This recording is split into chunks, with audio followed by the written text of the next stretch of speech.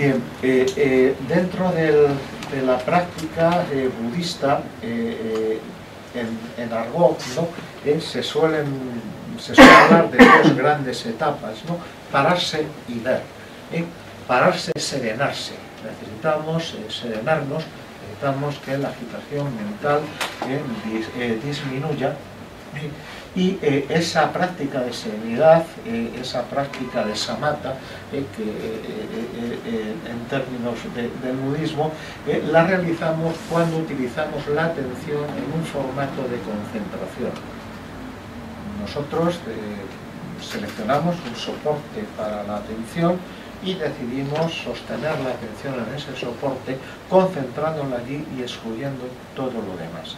Bien, eso va generando serenidad y lo que está operando fundamentalmente es ese movimiento de enganche de la atención.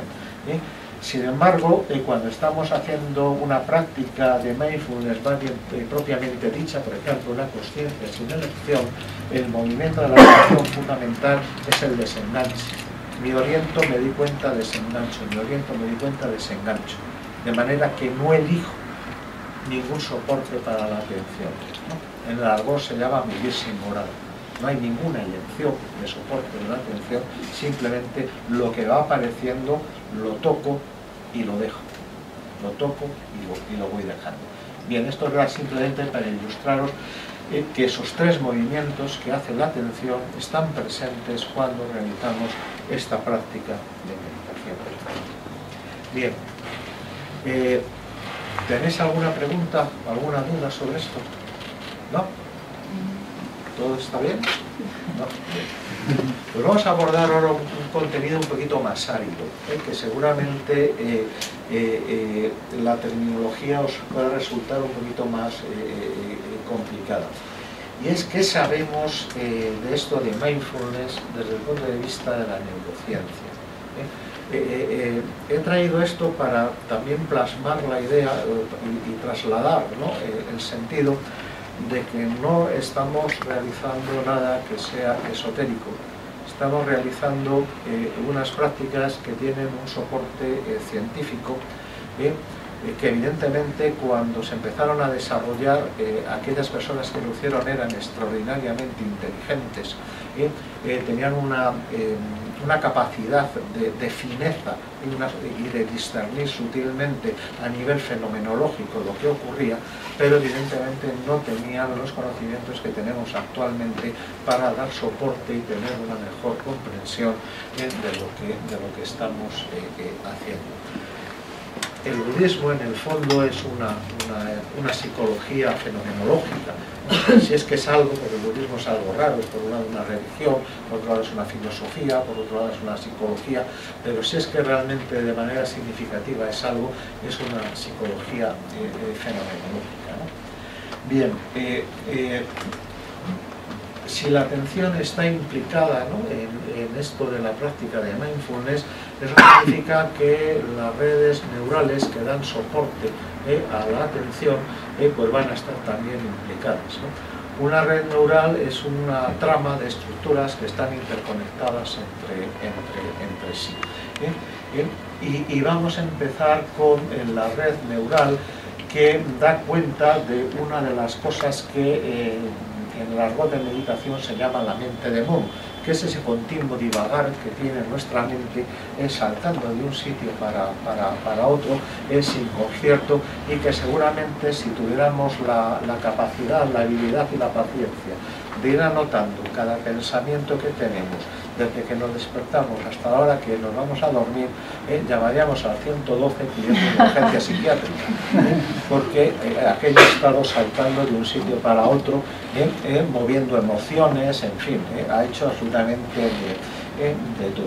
Bien, pues el responsable de esta mente de mono es una red neural que los neurocientíficos llaman la red neural por defecto. Y la llaman así porque se dieron cuenta de que cuando la gente estaba en estado de reposo, es decir, cuando su atención no estaba centrada en la realización de una tarea, resulta que había muchísima actividad cerebral, ¿no? Y dijeron, bueno, pues aquí está pasando algo, ¿no? Cuando preguntaron a la gente, claro, lo que pasaba era ese divagar continuo, que William James lo llamó la corriente de la consciencia y que, como os he comentado antes, en la web de la meditación se llama la mente de mono. Mirad, esto es una neuroimagen de los años 70, del año 79 en concreto, de las primeras que se sacaron de actividad cerebral de un individuo estando en estado de reposo. Él no está realizando ninguna tarea, ¿no?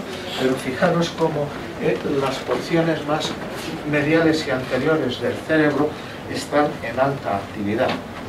El individuo no hace nada, está simplemente reposando, pero hay una elevadísima actividad cerebral en áreas mediales y anteriores. Bien, de esta actividad cerebral da cuenta de lo que se llama esa red neural que se llama por defecto y cuyas estructuras, las estructuras que la componen, un poco las podéis ver aquí, ¿no?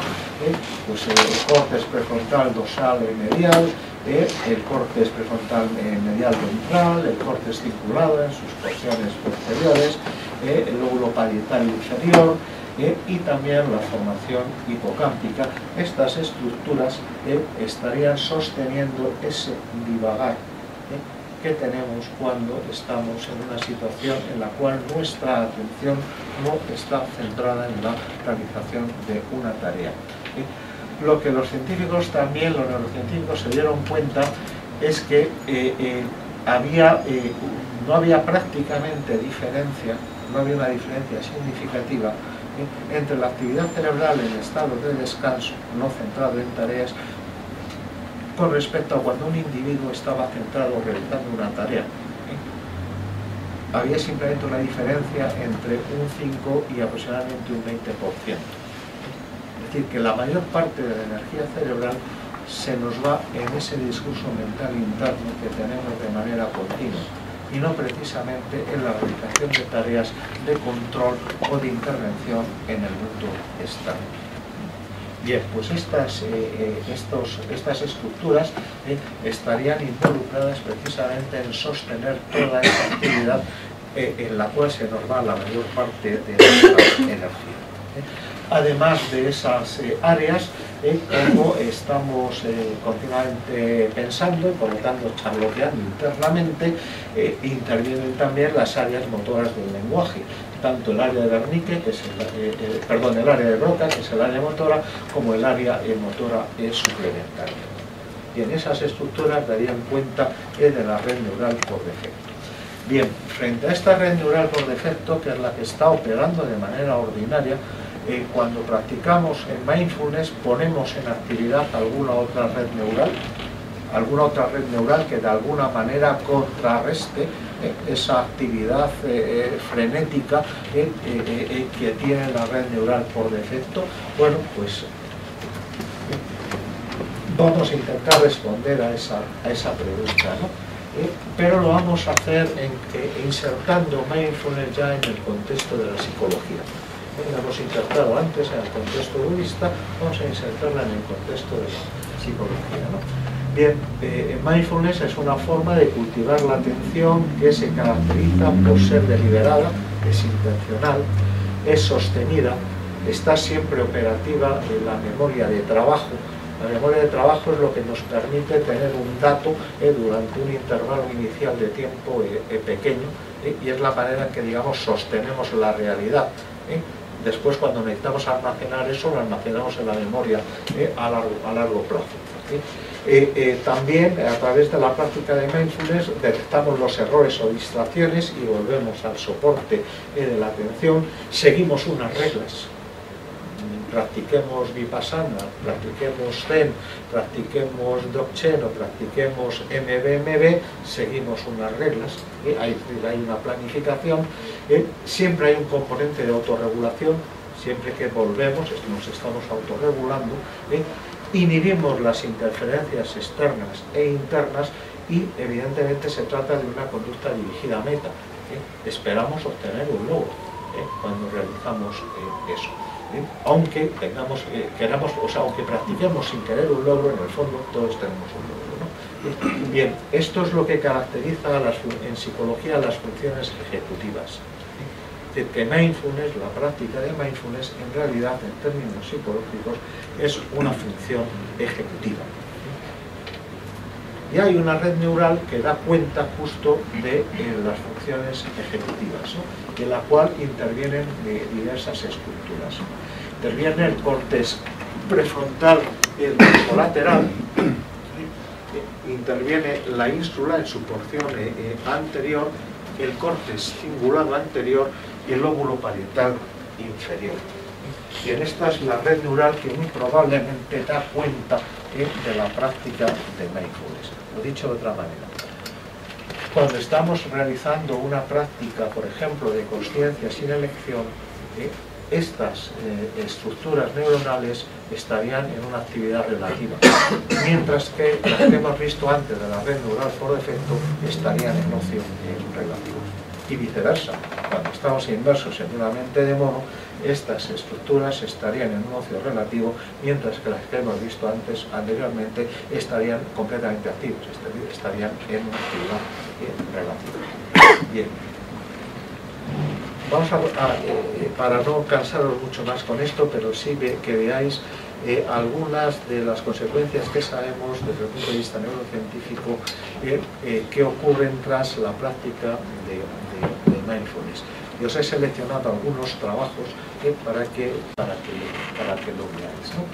Hay un trabajo de 2007 de Pagnon y Source con meditadores Zen de largo recorrido, que llevan muchos años meditando, y lo que ellos observaron es que se prevenía con la práctica de esta meditación, se prevenía en la pérdida del volumen de sustancia gris que se produce por la edad. Lo voy a explicar un poquito. A medida que vamos envejeciendo, las zonas del cerebro donde están los somas de las neuronas, los cuerpos de las neuronas, van perdiendo volumen. Van perdiendo volumen porque las neuronas se mueren. Entonces la capa donde se contienen los cuerpos celulares pues se va estrechando. Bien, pues estos dos investigadores lo que encontraron es que en practicantes Zen esta pérdida de volumen en la sustancia gris no se producía, y que no se producía de una manera muy significativa en una estructura que se llama el putamen, que está implicado en la atención. Pero además, a la par que se va disminuyendo el grosor de la sustancia gris, vamos perdiendo memoria, nuestra memoria es menos eficaz. Entonces hay una correlación entre la disminución de la sustancia gris y el incremento de déficit de memoria. Bueno, pues esta correlación negativa tampoco tuvo lugar en estos practicantes de meditación Zen de larga duración.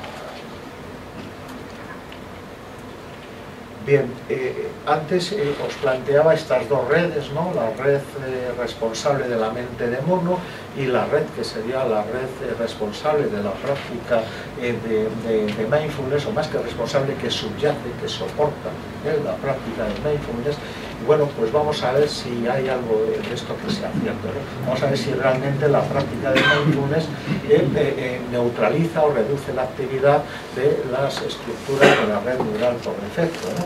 Bueno, pues un trabajo de River y colaboradores del 2011, en el cual meditaciones basadas en mindfulness, o sea, meditación de serenidad, de amor-compasión y de conciencia sin elección, vieron ellos que desactivaban la red neural por defecto, pero siempre en meditadores experimentados, meditadores de largo recorrido. También un trabajo de Taylor y colaboradores del 2012, en el cual también encontraron en meditadores experimentados que la conectividad entre estas estructuras de la red neuronal por defecto se debilitaba. Bien, bueno, pues esto apoya la idea de que efectivamente la práctica de mindfulness desactiva en la red neural por defecto, es decir, desactiva la actividad neural que soporta toda esa divagación que tenemos de manera continuada. Bueno, os he traído un trabajo que es curioso y llamativo, y que fue una sorpresa en el el ámbito, ¿no?, de la investigación. Y es un trabajo de luz y colaborado desde el 2004. Bueno, siempre he sabido, sobre todo con trabajos hechos con meditadores Zen, que la práctica de meditación induce la presencia de ondas alfa, y las ondas de cuando estamos en descanso, cuando no estamos metidos en el fregado de la vida diaria, ¿no? Pero este trabajo de 2004 lo que puso de manifiesto es que una meditación meta, una meditación de amor, compasión, meditadores también experimentados observaron ondas gamma, que son ondas de alta frecuencia, en áreas frontoparietales del cerebro de estos meditadores. Entonces ese dogma que había, ¿no?, de asociación entre yo medito y entonces desarrollo ondas alfa, se rompió radicalmente. Depende de qué esté usted meditando para que incluso aparezcan ondas que están en mayor frecuencia que las ondas beta, que son las que, con las cuales funcionamos en la vida diaria. Bien, solamente unos trabajillos para ver qué pasa en el sistema inmune y en el sistema endocrino. Pues un trabajo de Brand y colaboradores en 2012, ¿no?, en que también meditadores experimentados presentaron un decremento de los niveles de cortisol matutinos. El cortisol, que es la hormona que nos ayuda en las situaciones de estrés, pero que cuando el estrés es muy prolongado, incluso es bastante dañina, puede incluso matar neuronas de determinadas estructuras cerebrales. Cuando nos despertamos, claro, despertarnos supone una situación de coacción, porque vamos a empezar en la vida diaria. Entonces, la glándula suprarrenal, la corteza, empieza a secretar cortisol. Bien, pues en los meditadores parece que se levantan o nos levantamos, ¿no?, como bastante más tranquilos, y no vemos la incorporación a la vida diaria como algo estresante o amenazante, y ese nivel de cortisol, ese gran pico de cortisol que se da por la mañana al despertar, no se produce en los meditadores, ¿no? También se produce una mayor actividad en el hemisferio izquierdo. El hemisferio izquierdo está asociado, la actividad del hemisferio izquierdo está asociada a la emocionalidad positiva. Entonces en meditadores hay una mayor activación del hemisferio izquierdo, con lo cual hay que presuponer, y de hecho se puede verificar, que sus estados emocionales son más positivos. Y además también se encontró que incrementaban los niveles de anticuerpos ante una simple vacuna para la gripe, es decir, parece que potencia el sistema inmune. Y después, con respecto, por último, al envejecimiento, ¿no?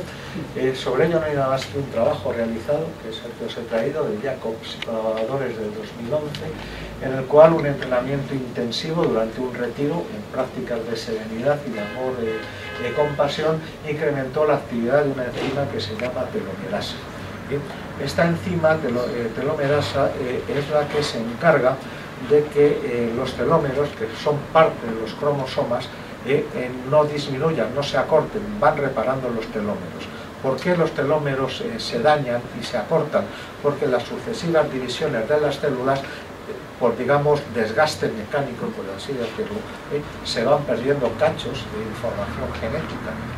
Y esta enzima, pues, es, digamos, el mecánico que va reconstruyendo esos telómeros. Bueno, pues en los meditadores parece ser que hay una mayor actividad de esta enzima en telomerasa. Con lo cual, bueno, pues es algo también antiguo, y que está planteado desde muy antiguo como una prevención del envejecimiento. Por último, ¿qué pasa con las emociones, ¿no? ¿Qué pasa con mindfulness y las emociones? Bueno, pues Davison y colaboradores con el programa MBSR para control y manejo del estrés encontraron precisamente esa mayor actividad en el hemisferio izquierdo, que está asociada a una emocionalidad positiva. La práctica de mindfulness en la vida diaria, en la vida diaria, se asoció a una actividad prefrontal bastante mayor y una reducción de la activación de la amígdala ante la presencia de expresiones faciales emocionales que había que ir etiquetando. Bien, ¿qué nos dice esto? Que, bueno, pues parece ser que nuestra reactividad emocional se reduce cuando, como consecuencia de la práctica de mindfulness. Igualmente, meditadores experimentados se desactivó la red neural por defecto y bueno, pues nos indujeron respuestas emocionales, ¿no? En áreas vinculadas a la emoción en el procesamiento de estímulos de tipo aversivo, estímulos amenazantes. Bien, con esto, simplemente un panorama general, hay unos cuantos trabajos más, pero con esto os podéis hacer una idea de que la práctica de mindfulness, primero, es capaz de producir una alteración beneficiosa en la actividad eléctrica del cerebro. No solamente es eso, sino que es capaz de cambiar estructuralmente algunas áreas cerebrales. Además de eso, parece ser que mejora nuestras respuestas endocrinas y mejora también nuestra respuesta inmune. Pudiera prevenir el envejecimiento, digo, porque bueno, un estudio hecho en células mononucleares sería excesivo, pudiera prevenir el envejecimiento y por lo tanto enfermedades neurodegenerativas asociadas al envejecimiento y, sin lugar a duda, nos permite una autorregulación de nuestras emociones. Por último, simplemente trasladaros lo que habíamos comentado ya al principio, ¿no? Que el programa de Mindfulness Based Mental Balance, el bienestar psicológico basado en mindfulness, a través de él podemos equilibrar nuestra atención, nuestras emociones, nuestra intencionalidad, y reestructurar la forma en que comprendemos y entendemos la realidad, y podemos desarrollar a su vez serenidad, ecuanimidad, lucidez, aceptación, paciencia, empatía, compasión, amor, autoconocimiento, puesto que hay un desarrollo importante de la introspección, visión cabal, visión correcta de la realidad y, como consecuencia, bienestar psicológico. Y hoy ya no os abrumo más con los aspectos de tipo teórico. ¿Tenéis alguna curiosidad o pregunta? ¿No? Bien, pues entonces Miguel os va a plantear los aspectos ya más concretos, ¿no? del nivel 1 de la práctica. ¿Vale?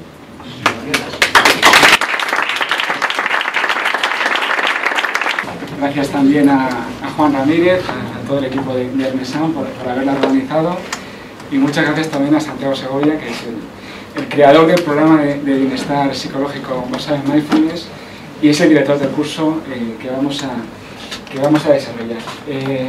Mi nombre es Miguel Rodríguez y soy el facilitador del nivel 1 de la práctica de mindfulness. La práctica va a tener lugar en esta misma sala, se va a desarrollar todos los jueves de 8 a 9 de la tarde, y la práctica tendrá siempre un desarrollo similar. Va a consistir en una pequeña presentación teórica, que no será de 3 o 4 minutos, 2 prácticas de 15 o 20 minutos de meditación formal, habrá una ronda de feedback para que podamos poner en común nuestra experiencia de la práctica, y al final siempre tendremos una oportunidad de hacer preguntas, comentarios. Yo también estaré siempre disponible también a través de correo electrónico para todas las dudas que puedan ir surgiendo durante el curso. Vamos a desarrollar la práctica en postura formal. Esto no quiere decir que tengamos que hacer la postura del loto, ni medio loto, ni siquiera cuarto de loto. La postura formal la podemos hacer simplemente poniendo la espalda recta, y esto se puede hacer con una silla. Si os fijáis, si os ponéis al borde de la silla, podéis intentar hacerlo. Si os sentáis al borde de la silla y basculáis la pelvis hacia adelante, automáticamente se produce un fenómeno que se llama la lordosis lumbar. Y mediante este fenómeno conseguimos tener una espalda recta. Tener la espalda recta tiene una explicación. Y es que con la espalda recta vamos a favorecer mucho el entrar y salir de la respiración. La respiración va a ser nuestro objeto de concentración, y mediante el pecho hacia afuera y la espalda recta conseguimos facilitar el intercambio de gases en el cuerpo. También tiene un significado simbólico, que es que esta postura quiere decir que estamos erguidos ante el mundo, es decir, que estamos de pie ante todo lo que pueda suceder en el mundo. La práctica de nivel 1 tiene tres tiene tres fases, tres grandes fases. Una primera fase de cultivo de la serenidad, una segunda fase que va a tratar de señalar el estado mindful de consciencia y una tercera fase de práctica de mindfulness propiamente dicho. Cada una de estas fases tiene diferentes etapas y lo que vamos a tratar es de asentar bien cada una de las etapas, familiarizarnos bien con ellas antes de pasar a la etapa siguiente. Cuando comencemos la práctica, la etapa 1 va a consistir en, dentro de lo que sea la fase de cultivo de la serenidad, va a consistir en una práctica de atención a la respiración con la regla no R, no R. ¿Esto qué quiere decir? En esta fase de la práctica nuestra atención va a estar centrada en la respiración. Elegimos la respiración como podríamos haber elegido cualquier otro objeto, o sea, lo importante es que nosotros voluntariamente decidamos dónde queremos que esté nuestra respiración, nuestra atención. Pero es que la respiración tiene una ventaja sobre cualquier otro objeto, por ejemplo, una vela o una imagen, y es que siempre está con nosotros, de tal manera que vamos a poder llevar la práctica que aprendamos aquí a cualquier momento de nuestra vida cotidiana. Es decir, vamos a poder practicar con la respiración cuando estemos en el trabajo, cuando estemos lavando los platos o cuando estemos haciendo la cola del supermercado. Otra ventaja que tiene la respiración como soporte es que está íntimamente ligada a nuestros estados emocionales. Es decir, nosotros tenemos, además del sistema nervioso central, un sistema nervioso autónomo que tiene dos ramas, la rama simpática y la rama parasimpática. La rama simpática es la que está activada cuando hacemos vida cotidiana y generalmente está incluso sobreactivada, de tal manera que nos produce estrés. Mediante la atención a la respiración lo que vamos a hacer es equilibrar esas dos ramas del sistema nervioso autónomo y vamos a potenciar la rama parasimpática, que es la que está activada cuando estamos tranquilos o cuando estamos haciendo algo que nos gusta. Esa es una de las ventajas que tiene la atención a la respiración. Entonces, cuando hagamos la primera etapa de nuestra práctica, llevaremos la atención suavemente a la respiración. ¿Qué va a pasar? Pues va a pasar que empezarán a llegar pensamientos y que estos pensamientos van a querer secuestrar nuestra atención.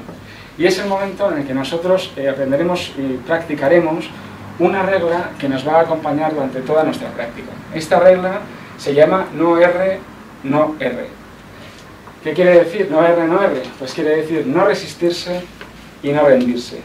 Es decir, estamos practicando con nuestro objeto de meditación, que es la respiración. Llega un pensamiento y yo no bloqueo el pensamiento, no me enfado porque llega un pensamiento, dejo que el pensamiento llegue, pero no me rindo a él, es decir, no me voy con el pensamiento, sino que vuelvo conscientemente y suavemente con la atención sobre la respiración. No me resisto al pensamiento y no me rindo al pensamiento. De esta manera vamos soltando todo aquello que no nos interese y regresando una y otra vez a nuestro objeto de meditación, que será el ir y venir de la respiración.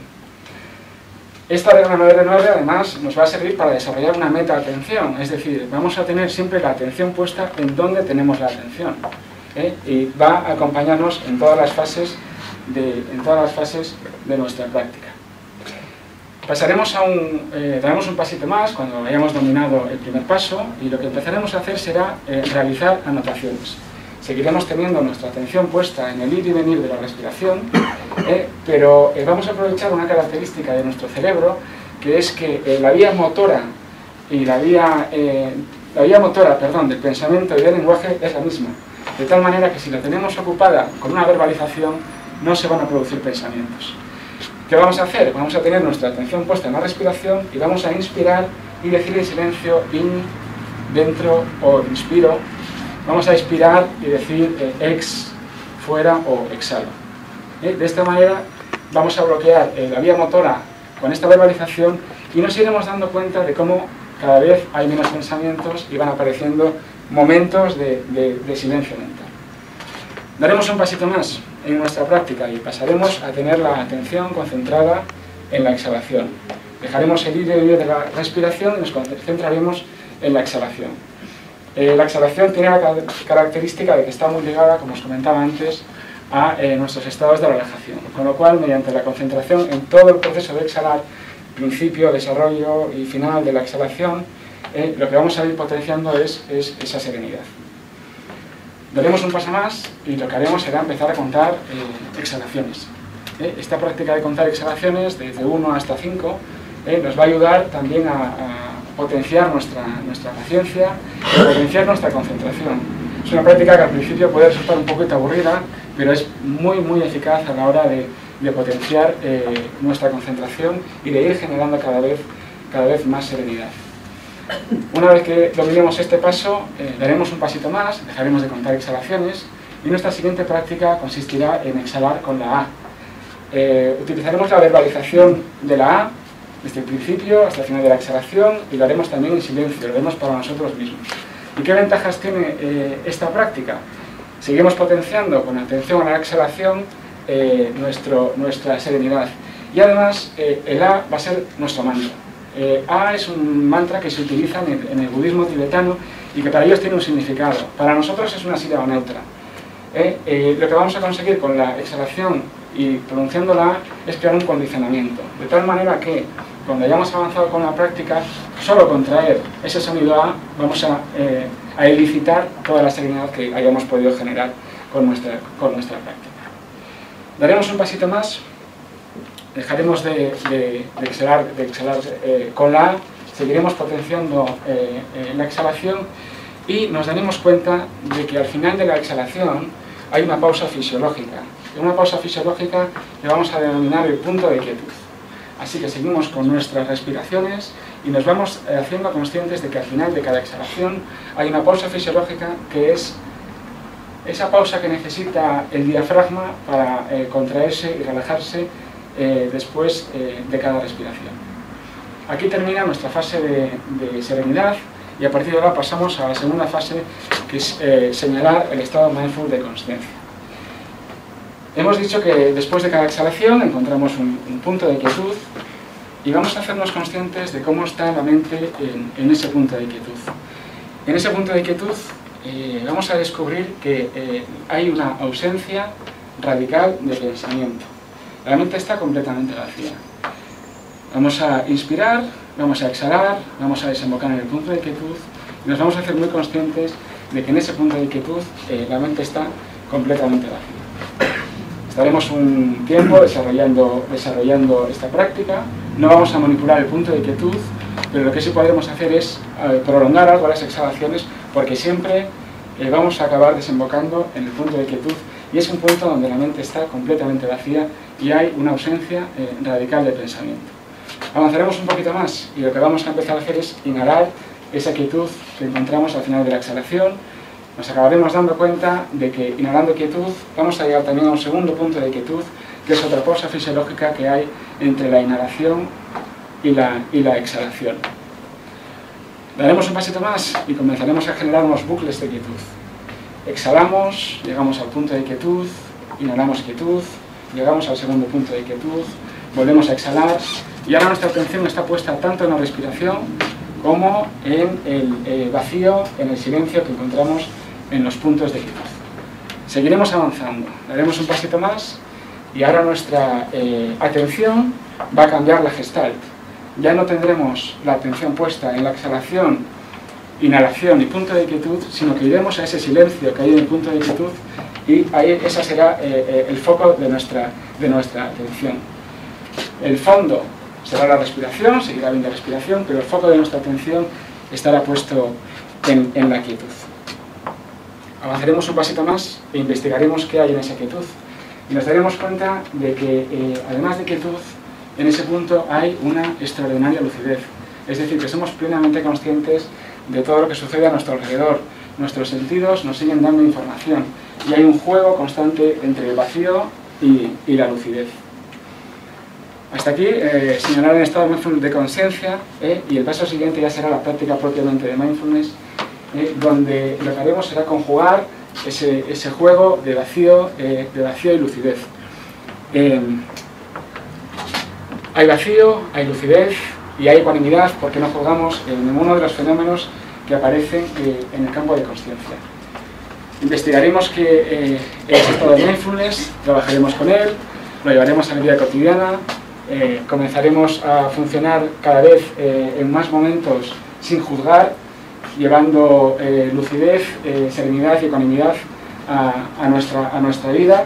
Y hasta aquí será nuestra práctica de nivel 1. Repaso, habremos generado serenidad, habremos señalado el estado de mindfulness, habremos descubierto que el estado natural de la mente es un estado donde hay lucidez, donde hay serenidad y donde hay ecuanimidad. Habremos generado destreza a la hora de manejar nuestra intencionalidad, y de esta plataforma comenzaremos a trabajar también nuestras emociones y nuestros pensamientos y nuestras intenciones, de manera que generemos una felicidad que sea natural y que sea funcional tanto para nosotros como para los demás. Muchas gracias.